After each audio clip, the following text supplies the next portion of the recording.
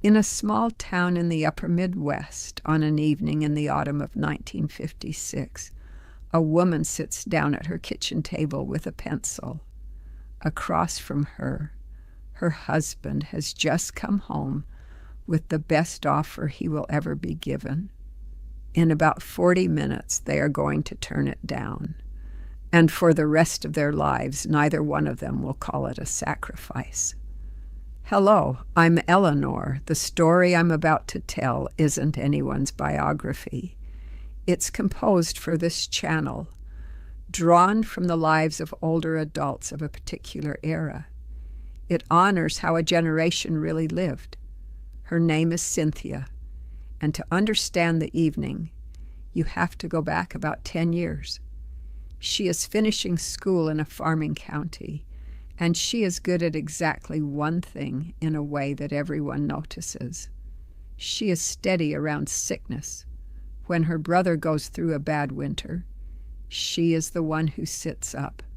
When a neighbor's child is burned at the stove, she is the one who doesn't look away. There is a nursing program 200 miles east. There is also a family that needs her wages more than it needs her ambitions. So here is what Cynthia does, and it matters. She doesn't pretend she never wanted it. She doesn't get quiet about it and let it curdle into something she'll be sharp about at holidays for 40 years. She sits with it for one long week, alone, and she says the thing plainly to herself. This one isn't mine. And then she closes it, like a ledger. That's not the same as giving up. Giving up is passive. This is a decision made once on purpose, so that everything she builds afterward stands on ground that isn't shifting. She marries Robert 2 years later. He works at the grain elevator and then, when it changes hands, in the office of it. They take 3 rooms above a hardware store. In the winter, the floor is cold enough that you dress standing on a folded rug.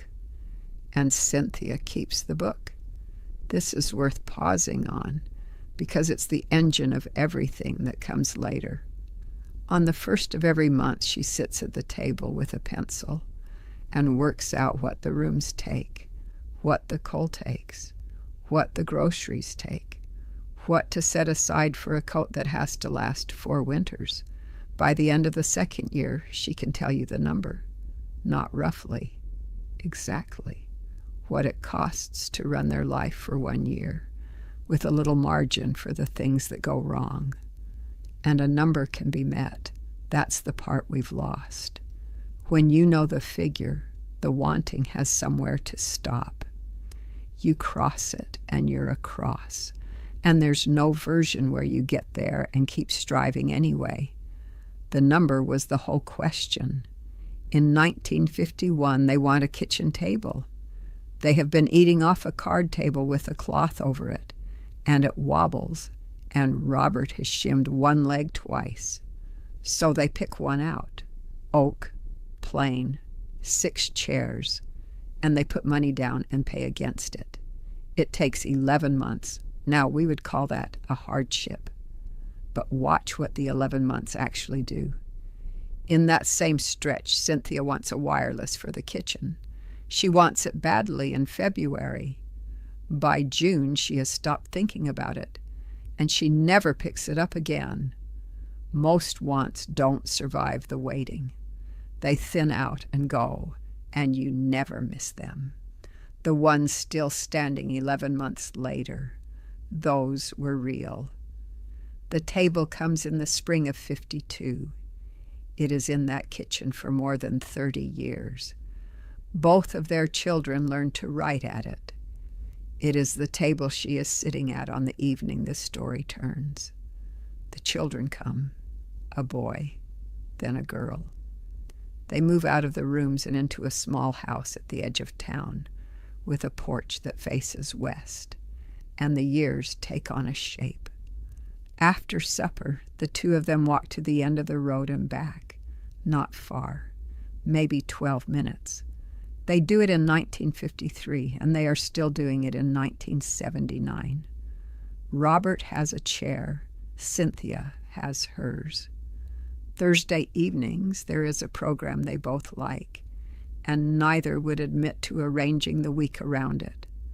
None of this is remarkable, and that's the point I want to make about it. Their pleasures were things they returned to, not things they kept finding for the first time. Novelty gives you a bright, thin feeling that costs something to keep going. Repetition gives you a low, steady one that only deepens the longer you hold it. They chose depth, partly because variety wasn't on offer, but they made a life out of it, and the life held. One more thing before the evening. A woman from down the road turns up unannounced on a Tuesday in a hard month. There is very little in that house. There is coffee, and there is half a loaf of something plain. Out come the good cups. Cynthia sets them down like an offering, which is what they are, and she does not apologize once for the house or the loaf or the month. She had decided years before that she was going to be someone who opened the door. What was in the kitchen on any given day was a separate matter entirely. She never scaled the welcome to the week, enough to be a host. That was the whole standard. Now, autumn 1956. Robert comes home and does not take his coat off. He stands in the doorway of the kitchen and tells her that the company wants him in the city. It is a real offer. It is a title, and it is nearly half again what he makes. There would be a house with a second floor. There would be schools with more in them than the one their children walk to. And Cynthia says, "Sit down, and let's do it properly." So he sits, and she gets the pencil, because Cynthia has been keeping the book for 8 years, and she is the only person in that town who can answer the question that is actually on the table. They work it for the better part of an hour, what the new wages are, what the city takes back out, the rent, the commuting, the everything. And then Cynthia puts the pencil down and says the thing that decides it. She tells him they are already over the number, not close to it, over it. They have been over it for 2 years, and she has not mentioned it because she wasn't sure how to say it out loud without sounding like she'd stopped wanting things. Robert sits with that, and then he asks her the question that a great many people of his generation asked in kitchens, exactly like that one. Shouldn't we want more than this? And Cynthia tells him no, not because more would be wrong, because they had already arrived, and she could see it, and she was not going to walk past the thing they had spent 8 years building in order to go looking for it somewhere else. "This is the good part," she says. "We're in it right now." He turns it down on a Thursday. Nobody makes a speech about it. He tells his supervisor he's going to stay put, and the supervisor is disappointed for about a week. And then the whole thing is simply over. They live in that house for another 30 years.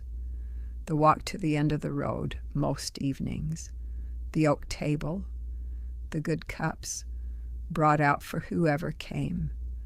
Their children grew up and moved to cities, which is what children did.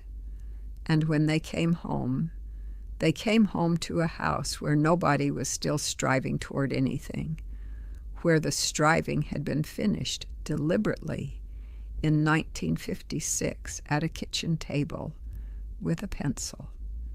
We have a phrase for how that generation lived, and it's the wrong one. We call it making do, as though enough were a consolation prize. But look at what Cynthia actually knew how to do. She knew her number, and she knew when she'd crossed it. She knew which things were worth buying once. She let time tell her which wants were real. She had comforts she returned to rather than replaced. She could be a host on a thin week. She had named the life that wasn't going to be hers and closed it cleanly, without bitterness. And she believed contentment was something available on an ordinary Thursday, not something waiting past one more thing. Those are 7 competencies, taught mostly by necessity, and then held on to on purpose long after the necessity had passed. And here's what stays with me. That skill hasn't disappeared. It is still held right now by people in their 80s and 90s who worked it out at kitchen tables 70 years ago. A generation that knew how to have enough is still here. Mostly. We've just stopped asking them how they did it. That was today's story. Stories like this one are composed for the channel, drawn from the textures of a generation's life, the kinds of things that really happened to older adults in that era. If this story made you think of someone in your own life, a parent, a grandparent, a neighbor, or maybe yourself, we hope you'll reach out to them this week. Or if you're someone who could use a regular conversation in your own life, that matters too. If the story resonated with you, please give it a like and subscribe to join our community. Grand Companion is dedicated to honoring older generations through storytelling and real, meaningful human connection. Thank you for listening, and we'll see you in the next video.